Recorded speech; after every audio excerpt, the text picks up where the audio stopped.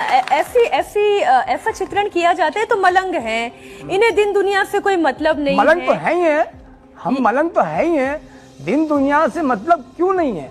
आप लोग हमें मतलब देना चाहते ही नहीं है। आप लोगों ने कभी सोचा है कि एक दिगंबर जंगल में जी रहा है, वो किस प्रकार अपने जीवन को जीता होगा, उसके पास कहाँ से राशन आता होगा, कहाँ से वो भोजन करता होगा, कहाँ वो जुक्ति मुक्ति करता। आज वो समय तो रहा नहीं कि वो दिगंबर गांव में भिक्षा कर ले। हरियाणा पंजाब की अलग बात है, दूसरे स्टेट में आप जाइए, वहाँ स्टेट में उस महात्माओं की परेशानी देखिए। आज हिंदुस्तान के हजारों आश्रम सील पड़े हुए, 385 आश्रम। आप जाइए गिरनार, जो हमारे गिरनार नागा बाबाओं का एक बहुत बड़ा स्थली है। हमको कहा गया एक तरफ से आदि अनंत काल से आप रह रहे हो, और आदि काल से रहने वालों के लिए जगह नहीं, आश्रम नहीं। आश्रम हो तो सरकार कब्जा कर ले या आप केस लड़ते रहो। एक तरफ आपने बना दिया धर्म के फौजी हो, दूसरी तरफ आपने हाथ काट दिए। रहे कहाँ? समाज के अंदर हम आ नहीं सकते। समाज में भिक्षा मांगेंगे, लोग कहेंगे बाबा जी क्या कमी है, आप भिक्षाटन करने आ गए। हमारी गिनती फिर काल बिल्लू जैसी हो जाएगी, जो सांप पकड़ते हैं, रोज तैयार होते हैं हमारे जैसे, बड़े सुंदर सा श्रृंगार करते हैं, और शाम को जो उनकी जो मौज मस्ती होती है वो उनका कर्म करते हैं। लोग हमें उसी रूप में देखते हैं, इसलिए हमारे नागा बाबा समाज में आना पसंद नहीं करते हैं। फिर वो क्रोधी हो जाते हैं। जब उनको सेवा नहीं कर रहा है तो क्या भाव से वो समाज में आए, किस भाव से व्याख्या करें, किसकी व्याख्या करें, किसको एक मार्गदर्शन करें, किसके लिए बोले? बोलने के लिए समाज उनके साथ तो होना चाहिए।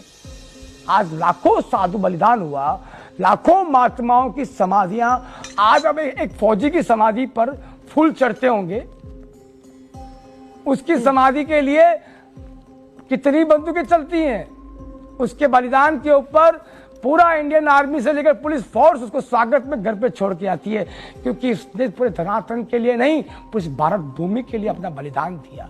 धन्य उस फौजी को जो अपना बलिदान देता है। और इन फौजियों का बस वो जो गांव बस्ती खेड़े वाले जो समझते हैं। नहीं, मैं इस पे लेकिन आपसे ये समझना चाहती हूँ कि क्या अभी भी एक युद्ध चल रहा है बहुत बड़ा?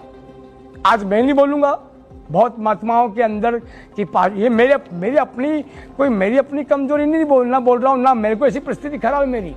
मैं एक आम साधु की बात कह रहा हूँ। नहीं, ये युद्ध किसमें छिड़ा हुआ है? क्या सनातन के ऊपर आक्रमण हो रहा है?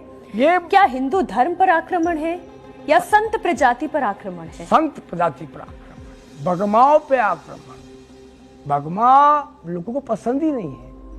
आज भगमा जो मूल है, मूल, अब मूल को भूल जाएंगे, मूल तत्व को भूल जाएंगे तो सृष्टि चली कैसे?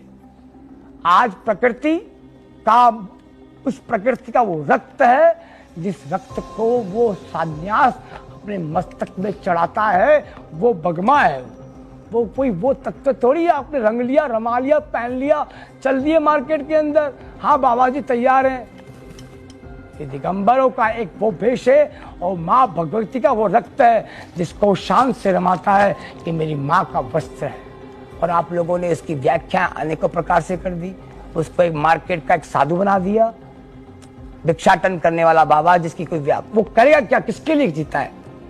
मैं आम जनता से पूछता हूँ, एक सन्यासी बालक जब अपने परिवार को, अपने माँ बाप को छोड़ता है तो उसकी व्याख्या की गई कि ये परमार्थ के लिए जीता है, और परमार्थ ही करता है। समाज उसको केवल उस समय और वक्त के लिए यूज करती है, अपना काम हो गया समाज भूल जाती है। आपको वो याद है जो बड़े बड़े स्टेज पर बड़ी बड़ी व्याख्या करने वाले, घंटों तक लेक्चर देने वाले, कोई नागा बाबा के पास आप कभी घंटों बैठते हो? मेरी भी परिभाषा थी। 2016 तक आम जनता पास आने लगी तो मैंने भी अपना क्रोध कम किया। मैया मेरे बच्चे अभी आए, मैं पूछना किसी आप खड़े होके, क्या बापू कैसे थे? समाज आया तो मुझे अपना माहौल, आप किसी बहन बेटी आने लगी तो हमारी भी लैंग्वेज कंट्रोल हो गई, हमारा भी जीवन चेंज आया। क्यों? कि समाज हमारे पास आने लगा, हम समाज के पास बैठने लगे। तो वो समाज ही हमें नहीं समझेगा, समझा समाज तो जैनी दिगंबर को समझता है कि ये दिगंबर है।